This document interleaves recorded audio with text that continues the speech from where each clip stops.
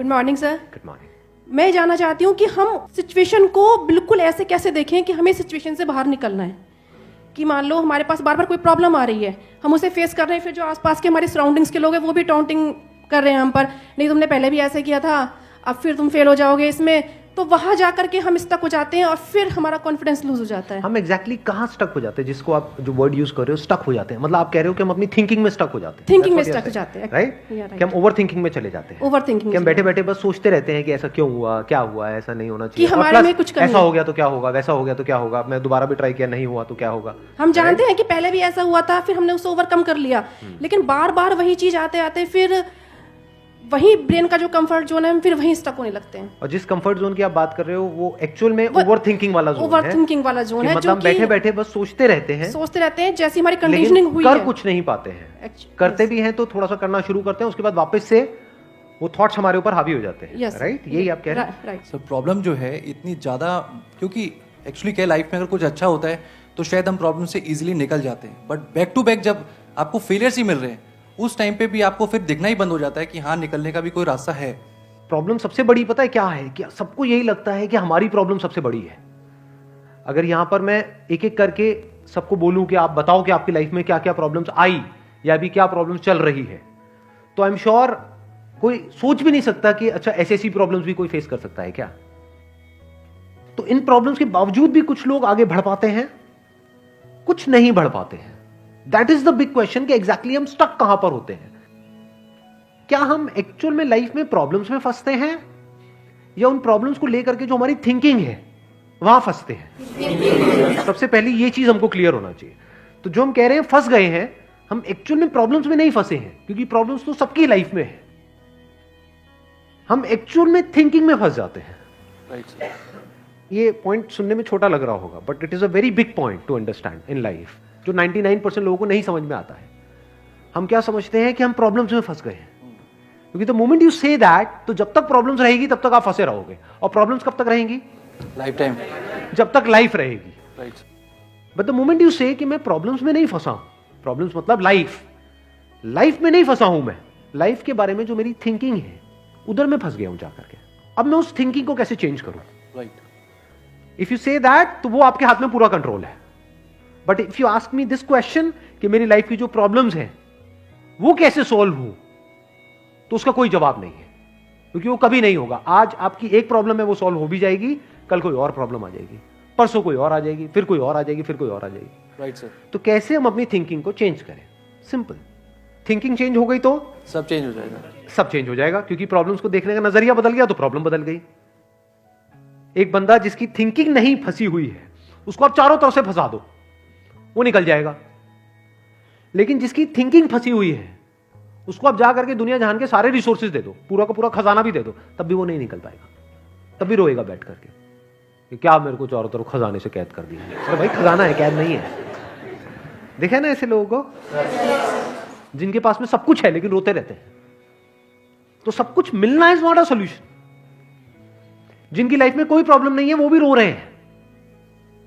सो अब आता है कि इसका सोल्यूशन क्या है, कि we are stuck in our thought process, how to get out of it. तो सबसे पहली चीज ये समझनी है, ज्यादा सोचने से कुछ नहीं होता है, सही सोचने से होता है। अभी सही सोचना क्या है? What is right thinking? Positively, not positively सोचना। इसको भी ध्यान से समझ लेना। पॉजिटिव सोचना क्या सही सोचना होता है? फॉर एग्जाम्पल, आगे आप जा रहे हो, किसी जंगल में हो और आगे दलदल है, और आप पॉजिटिव सोच रहे हो, मेरे साथ में कभी कुछ गलत हो ही नहीं सकता, मैंने ताबीज पहना हुआ है, ये मुझे बचाएगा। बहुत लोग हैं बहुत पॉजिटिव है लाइफ को लेकर के, बट क्या उनकी सोच सही है? अभी सही सोचना क्या है? सर, मेरे हिसाब से मतलब इंटेलिजेंसी से सोचना, कि मतलब कुछ ऐसा सोचे कि आगे जाके हमें कोई हानि ना हो, कि एक इंटेलिजेंट माइंड से सोचे। अभी इंटेलिजेंट क्या है और फूलिश क्या है? एक है फूलिश तरीका सोचने का, बेवकूफों की तरह सोचना, एक है इंटेलिजेंस के साथ में सोचना। What is intelligence? जिसको हम इंटेलिजेंस कहते हैं, वो इंटेलिजेंस क्या है? साइंस को इंटेलिजेंस कह सकते हैं? नहीं कह सकते। नहीं कह सकते। तो किसको कहोगे? सुपरस्टिशंस को इंटेलिजेंस कहोगे? सुपरस्टिशंस मतलब क्या? बिलीफ, कुछ भी मान रखा है, उसको पकड़ के बैठे हुए हैं, उसके हिसाब से एक्ट कर रहे हैं। उसको इंटेलिजेंस कहोगे या साइंस जिस तरीके से आगे बढ़ रही है उसको इंटेलिजेंस कहोगे? एग्जैक्टली। तो साइंटिफिक वे ऑफ थिंकिंग समझना पड़ेगा, वो क्या है, उसको अपनी लाइफ में लगाना पड़ेगा, तब आप कह सकते हो आपकी जो थिंकिंग है वो सही है। अब ये साइंटिफिक थिंकिंग मतलब क्या? रियलिटी को एज इट इज देख लेना, दैट इज साइंटिफिक थिंकिंग। यही तो है, और क्या है? There are laws of this universe, उसको एज इट इज देख लेना, उसको ऑब्जर्व करना, यही तो है साइंटिफिक थिंकिंग। उन लॉज को बदलना नहीं, क्योंकि साइंस बदल नहीं सकती उन लॉज को। लॉ ऑफ ग्रेविटी को साइंस बदल नहीं सकती है, उस लॉ को समझ करके उसके हिसाब से एक्ट कर सकती है। इसी साइंटिफिक थिंकिंग को अगर हमको अपनी लाइफ में लगाना हो तो इसका मतलब क्या? एक थिंकिंग हो सकती है लाइफ से रिलेटेड, जो भी आपके दिमाग में कचरा भरा पड़ा है बचपन से लेकर के आज तक, जैसा आपको समझाया गया है लाइफ के बारे में। किसने समझाया है? वो लोग जो खुद नहीं समझते, लाइफ के बारे में अपने अपने बिलीफ बनाए हुए हैं, अपने अपने स्टैंड पॉइंट से लाइफ को देख रहे हैं। फॉर एग्जाम्पल, कोई हिंदू है तो एक तरीके से लाइफ को देख रहा है, कोई मुस्लिम है तो अलग तरीके से लाइफ को देख रहा है, क्रिश्चियन है तो अलग तरीके से देख रहा है। क्या सही है इन तीनों में से? अब ये जो आपने कहा कि बिजनेस में सब झूठे भरे पड़े हैं, क्या ये सच है या आपका अपना एक स्टैंड पॉइंट है?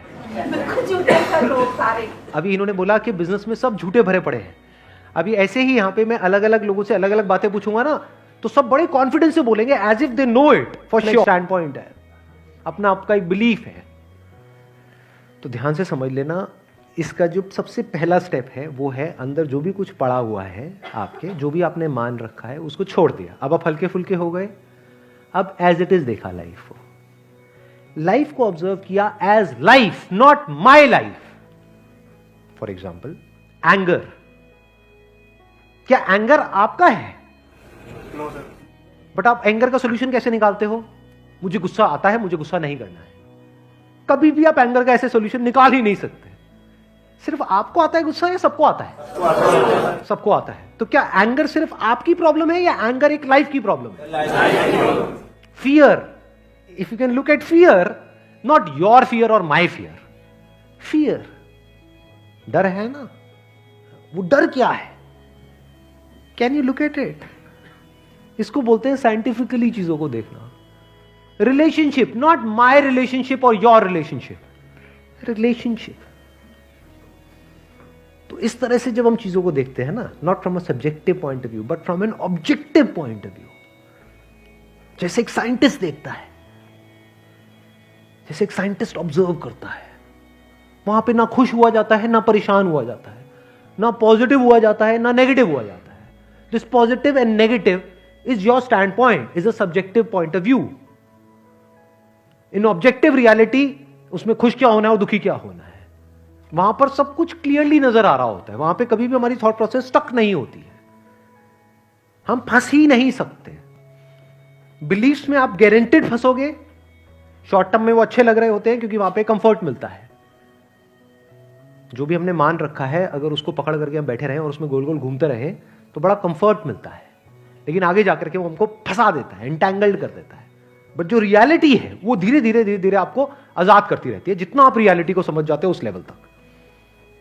यानी कि अगर इसको मैं पूरा समअप करूं, जो भी मैंने अब तक कहा है उसको, ये सेशन शुरू कहां से हुआ था? फेलियर से हुआ था कि एक के बाद एक हमने लाइफ में बहुत सारे फेलियर्स फेस करे हैं। तो अब अपने फेलियर्स को ऑब्जर्व मत करो, अपने को बीच में से हटा दो, ऑब्जर्व करो ये जो फेलियर्स हैं ये क्या है।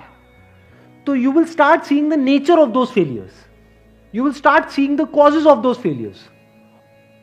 फॉर एग्जाम्पल, मेरी लाइफ है, अगर मेरे को उसको ऑब्जर्व करना है, दो तरीके हो सकते हैं। एक ये, अब मैं अपनी लाइफ में थोड़ा सजा रहा हूं जिससे कि आप उसको रिलेट कर सको। मैंने पास में कुछ गलतियां करी, बहुत बड़ी बड़ी गलतियां करी, मेजर लॉसेस हुए। तो एक एंगल तो ये हो सकता है मैं ऐसा कैसे कर सकता हूं। दूसरा ये है कि मैं ऑब्जर्व करूं कि एग्जैक्टली वो गलती क्या थी और उसका कॉज क्या था। तो वो दिख जाता है, अच्छा उस टाइम पे वो ग्रीड बहुत ज्यादा हावी हुई पड़ी थी। अच्छा, ग्रीड क्यों हावी हुई पड़ी थी? इतना लालच क्यों आया हुआ था कि हाँ ये करना है, ये करना है, ये करना है, ये क्यों आया हुआ था? और ये बचपन से ऐसी कंडीशनिंग हुई पड़ी थी, बचपन से घर में यही सारी बातें सुनी थी। तो इसलिए I was acting out of that information जो मेरे अंदर फीडेड थी, and that was not correct information. वो सारी इंफॉर्मेशन गलत थी, जिसकी वजह से मैंने जल्दी से एक्ट किया, बिना सोचे समझे, बिना सही थिंकिंग के एक्ट कर दिया, उस वजह से जाकर के फंस गया। तो मुझे उस बंदे ने नहीं फंसाया, मैं खुद फंसा अपने लालच की वजह से। तो अब ये क्लियर हो रहा है हम कैसे देखते हैं। तो वंस वी सी दैट, तो अब मैं उससे पूरी तरह से फ्री हो गया, because I understood something which is very basic in life, जिसकी वजह से पूरी की पूरी लाइफ एक अलग ट्रैक पे निकल गई। क्या समझ आया? कि कभी भी ग्रीड से एक्ट नहीं करना है। अब इसको हम समझते हैं, कैसे समझते हैं? मॉरल साइंस की बुक से। वो सब बकवास है, ये लालच नहीं होना चाहिए, सबके अंदर लालच भरा पड़ा है, बट लालच हमको कैसे फंसाता है, इसको ऑब्जर्व किया अपनी गलतियों के बेस पर, और फिर समझ आया अच्छा ये होता है। लालच से ग्रोथ नहीं होती है। लालच से आप पैसा कमा सकते हो, बट उसको आप ग्रोथ नहीं कह सकते, क्योंकि आप डिग्रेड हो रहे हो, तो आप एक्चुअल में ग्रो नहीं कर रहे हो। एक्चुअल ग्रोथ में उसको कह सकता हूं जो होलिस्टिक ग्रोथ हो, उसको ग्रोथ बोल सकते हैं। आपने पैसा तो कमा लिया, लेकिन डर में जी रहे हो कि मैंने इतने घपले कर दिए हैं, अगर किसी ने पकड़ा गया तो पता नहीं क्या हो जाएगा, क्या फायदा ऐसी लाइफ का, उसको आप ग्रोथ कहोगे? Can you call it growth? ना। तो लालच से ग्रोथ नहीं होती। तो ये चीजें समझना बारी, प्लस जब समझ आ गई है उसकी रियलिटी, तो वहां पे ओवर थिंकिंग के लिए जगह नहीं होती है, अपन थिंकिंग में स्टक नहीं होते हैं। Wish you all the very best. Thank you so much for coming.